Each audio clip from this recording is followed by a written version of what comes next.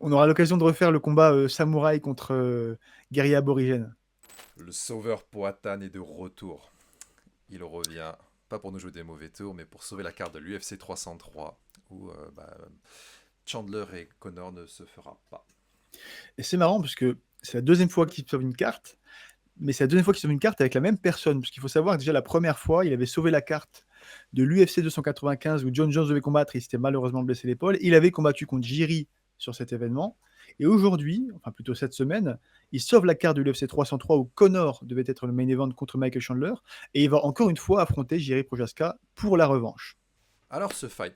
Bon, moi de mon côté, je pensais vraiment voir Poatan sur une montée en heavyweight. Après la paire qu'il avait servi contre Jamal Hill, justement. Plus, on sait que Pereira, c'est quelqu'un de relativement lourd. Il y avait des rumeurs contre Aspinal qui étaient sorties, que ce soit pour l'UFC Manchester, etc. Et je ne m'attendais pas du tout, justement, à voir ce retour, et surtout contre Proyaska de si vite. Ah oui, il lui a accordé une revanche assez rapide, hein, parce qu'il faut savoir, le dernier combat est remonté à il y a 7 mois. Donc ouais, c'est plutôt rapide. Surtout que Jiri, bah, il n'avait pas beaucoup combattu depuis sa défaite contre Alex. Il avait combattu qu'une fois à l'occasion d'un combat contre Alexander Aki, qu'on en reparlera juste après. Et Pereira, de son côté, il avait affronté aussi qu'une seule personne, la personne de Jamal Hill. Alors les deux étaient sur du positif, vu que les deux avaient gagné leur combat. Mais c'est que c'est pas forcément un match-up auquel je m'attendais sur le moment. Je pensais vraiment voir Alex Pereira, comme tu dis, évoluer vers la catégorie poids lourd ou bien vers d'autres adversaires en light heavyweight, un peu plus diversifiés, on va dire. Et Thierry, de son côté, je pensais, aller pour re-accéder encore une fois au title shot, aller peut-être enchaîner une victoire, voire deux de plus, euh, avant de pouvoir reprétendre justement au titre. Même si ça n'a pas été, comment dire, une domination totale de la part de Poatan sur leur premier fight. Bah, c'est ça, moi j'aurais bien vu Jiri combattre par exemple contre Magomed Ankalaev.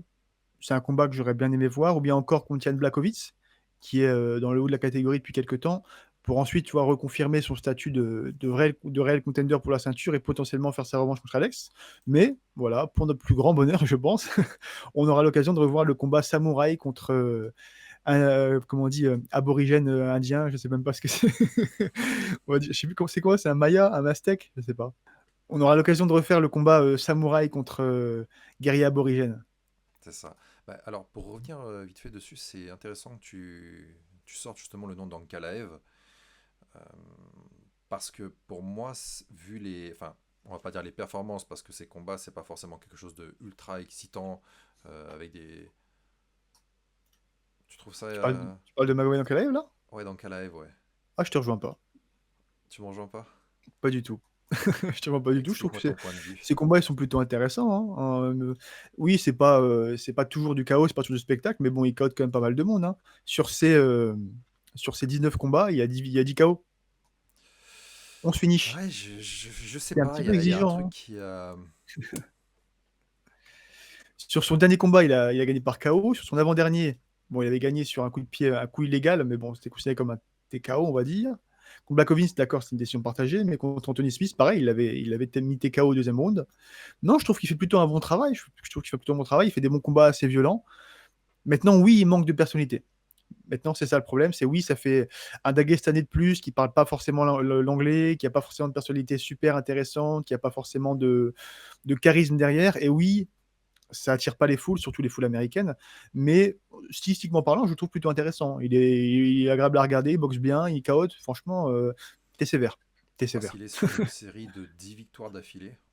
Je C'est pense que ça. normalement, dans n'importe quelle catégorie, ça te permet d'accéder au title shot. Euh, Là, ouais, il vient en plus de faire un finish contre Johnny Walker.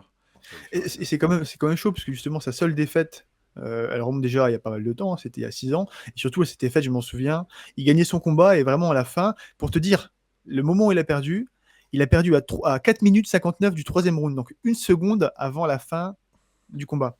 Et il emportait ce combat, hein. Il gagnait ce combat haut la main, et il a perdu la dernière seconde du combat. Mais vraiment, là, je dis pas la dernière seconde, genre une expression, vraiment la dernière seconde du combat. Donc c'est vraiment un combat sur le fil du rasoir. Pour moi, il aurait pu remporter quasiment la victoire. Donc il est quasiment invaincu, en fait. Quasiment invaincu, il tape tout le monde à l'UFC et il n'est pas encore pour la ceinture. Je pense vraiment que le seul truc qui l'handicape aujourd'hui, c'est qu'il parle pas anglais, qu'il n'a pas de personnalité et qu'il est russe. Sinon, à part ça, il serait déjà sur la ceinture. Et donc après, bah, pour notre plus grand plaisir, on va se retrouver voilà, pour cette seconde confrontation. Donc il s'était terminé la première fois en faveur de Alex Pereira sur... alors attends, la combinaison, je me rappelle plus C'était un trop. crochet du droit et un crochet gauche ensuite. Il a mis un crochet du droit qui a plus ou moins bloqué la tête de Jiri et ensuite Ah, il ça a l'a fini fait avec le crochet descendre gauche. devant, C'est ça. devant lui. Ouais. Ouais. Et allez, on va être cash. Est-ce que tu penses que Jiri a eu assez de temps pour recadrer? Est-ce que tu penses qu'il a assez de temps pour réfléchir à une stratégie? Est-ce que tu penses qu'il a évolué depuis ce combat ou est-ce que tu penses que ça va être la même direction? Moi, j'ai déjà ma petite Bah, idée sur ça, mais je veux savoir la tienne d'abord. on l'a vu arriver contre Rakic et c'est toujours le même Jiri assez wild, c'est-à-dire qui alors envoie des coups avec des trajectoires qui sont complètement atypiques, mais après s'expose beaucoup. Rakic l'a quand même bien percuté avec les mains. Euh, le problème aussi, la stance de Jiri, c'est qu'il est assez bas sur ses appuis, Très très bas. beaucoup de poids sur sa jambe avant, et donc bah, forcément propice au calf kick. Et là, on arrive au point crucial, hein, parce que tu parlais justement du fait qu'il avait pris beaucoup de coups sur son combat contre Akik. Je suis pas forcément d'accord dans le sens où il a pas pris énormément de coups, je trouve, au visage. Je trouve qu'il a été plutôt assez évasif et qu'il n'a pas été touché de manière ultra significative. Par contre, sur les glove kicks, là, c'est différent. Justement, on va dire, c'est un petit peu ce qui a précipité sa défaite dans son combat contre Pereira, puisque bon, il s'est fait connecter beaucoup aux jambes, ça l'a forcé un petit peu à se précipiter, à avoir des attaques qui étaient moins préparées. Et quand tu as des attaques qui sont moins préparées sur un kickboxer de niveau ultra mondial, élite mondiale, eh ben tu te fais endormir tout simplement. Et c'est ce qui s'est passé. Il s'est fait KOT. Donc, je m'attendais à avoir une évolution sur ce combat contre Rakik. Et en fait, Rakik a utilisé il a utilisé les mêmes armes qu'Alex, c'est-à-dire des calf kicks. Et il a refait beaucoup de dégâts. Il a fait beaucoup de dégâts au point où je me suis dit, ça y est, c'est bon, en fait, le combat, il est foutu. Sa jambe, elle va être flinguée dès le début du premier. Et ça va faire une Pereira 2. Le mental de Jiri l'a sauvé, parce qu'il faut dire, mentalement, il est vraiment monstrueux. On C'est voit plus qu'il ses avait encore grosses du armes. dégât. Bah, il avait du gros dégât sur sa jambe, on voit qu'il avait du mal à prendre ses appuis, mais il y allait au mental. Le problème, c'est que c'est ce qu'il a fait avec Alex sur son premier combat, et ça n'a pas fonctionné. Alors oui, il a connecté plusieurs fois Alex. Alors oui, il a mis la pression, mais au final, celui qui était à la fin, qui a fini par terre, c'était Jiri parce il était pas assez calculé. Il était trop dans l'émotion, trop dans le mental. Et tu peux pas faire ça contre un mec qui est ultra haut niveau comme Alex.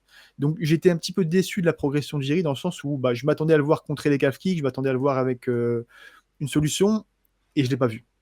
Et je l'ai pas vu sur son combat contre Akik. Sur la... Après, bah, je pense qu'on peut pas changer son style de combat. Tu peux rajouter Impossible. des petits détails ici et là sur le fait justement de checker les calf kicks, de mettre un chouïa de moins de poids sur sa jambe avant, etc. Mais après, la stance qu'il a, c'est la stance qu'il a depuis tous ses combats. C'est-à-dire, il est relativement bas sur ses appuis, il a les mains assez basses. C'est un peu une stance de karatéka, tu vois. C'est ça. Ça me fait penser à ça. Euh, donc, il peut pas y avoir des. Disons que ça va être pour ses adversaires l'arme à exploiter, enfin le point faible à exploiter pour eux. Bah ouais, comme tu l'as dit, en fait, c'est vraiment sa base. Donc tu peux pas changer une base comme ça, surtout en si peu de temps. Comme j'ai dit, le combat, il était à 7 mois. En 7 mois, tu peux pas changer tout ton style. Le style de Jerry, c'est vraiment d'être bas sur les appuis, d'avoir beaucoup de poids dans les jambes. Tu peux pas migrer d'un style à l'autre si rapidement, de la bonne des manières, d'une bonne manière. Tu vois, tu peux pas changer. Surtout Jerry, bon, je pense que c'est justement ce qui fait sa force. Il gardera toujours ça. Mais je m'attendais à ce qu'il développe une arme au moins, à ce qu'il développe une défense spécifiquement par rapport à ça, et il l'a pas fait.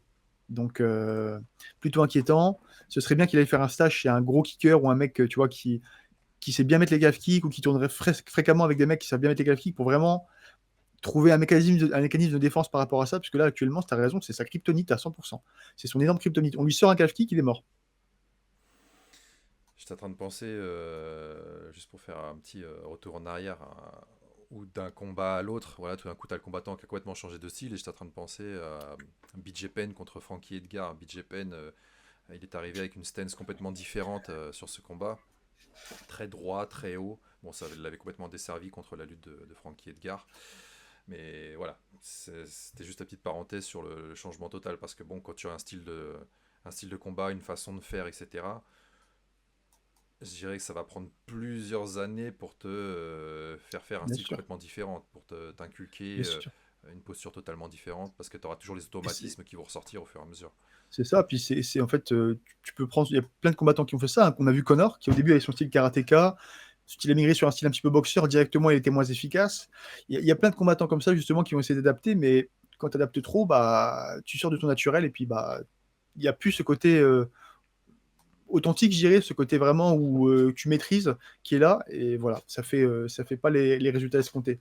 Donc, on peut pas lui demander de changer. En revanche, il faut vraiment qu'il soit conscient de cette faiblesse. Et ça, c'est important. Et j'ai l'impression qu'il en est toujours pas conscient de cette faiblesse. Tu penses qu'en résultat, on se dirige vers un remake du premier combat? Bah, c'est qu'il y a peu de temps qui se sont écoulés entre les deux. Sur le premier combat, il y a peu de moments où Alex était en danger. Il y a peu de moments où vraiment il a senti, je pense, qu'il pouvait se faire KOT. Bien que Jiri les connecté plusieurs fois, mais c'était pas des. Il n'y a pas de moment où vraiment on sentait, oui, là, Jiri va retourner le combat. Alors que Alex, bah, à chaque low kick, tu dis, ah ouais, tu vois, et ça se fait de manière très facile. Ça se fait de manière vraiment, genre, y a pas de, c'est pas forcé, c'est naturel, il peut faire ça sur 5 rounds. Alors que Jiri, il n'aura pas la durabilité dans ses mollets, dans ses calfs pour tenir sur 5 rounds. Donc, moi, je vois très peu d'autres options qui s'ouvrent. Je vois vraiment le scénario qui se répète. Pour mon plus grand malheur, hein, parce que je suis pour Jiri. C'est la famille. Mais trop rapide. Revanche trop rapide. Un peu à l'image de Volkanovski contre Islam. Premier combat un peu serré, deuxième combat, en fait, faille exploiter. Et terminé, combat terminé. Donc voilà. Autre question qui soulève, c'est l'état de leurs conditions physiques, parce que ils ont été appelés, allez, on est à combien de temps là? Ça va faire quoi, 2 semaines maintenant, Mhm. je pense. Alors, Poatan, c'est quelqu'un qui monte quand même relativement haut en termes de poids. Jiri, je pense pas que ce soit trop le cas.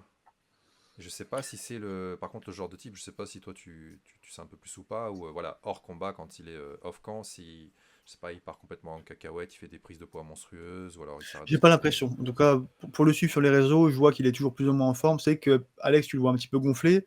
Iri, pour le coup, il a toujours une bonne shape. Il n'y a jamais de moment où tu le vois grassouiller. Il a toujours l'air d'être bien entraîné. Je pense pas qu'il soit dans le même état d'esprit au niveau de tout ce qui est cutting, tout ce qui est préparation. Exact. Donc voilà, n'hésitez pas à nous dire, selon vous, qui sera le gagnant de ce combat qui opposera le champion de la catégorie Light Heavyweight Alex Pereira contre le contender numéro 1 Jiri Prochaska. Aucun doute que c'est le cousin qui va gagner, mais j'aimerais bien quand même avoir votre avis. On se revoit très bientôt pour une prochaine vidéo sur la chaîne Karaté Bushido Plus. N'hésitez pas à mettre un petit j'aime, à partager la vidéo et à vous abonner. Os!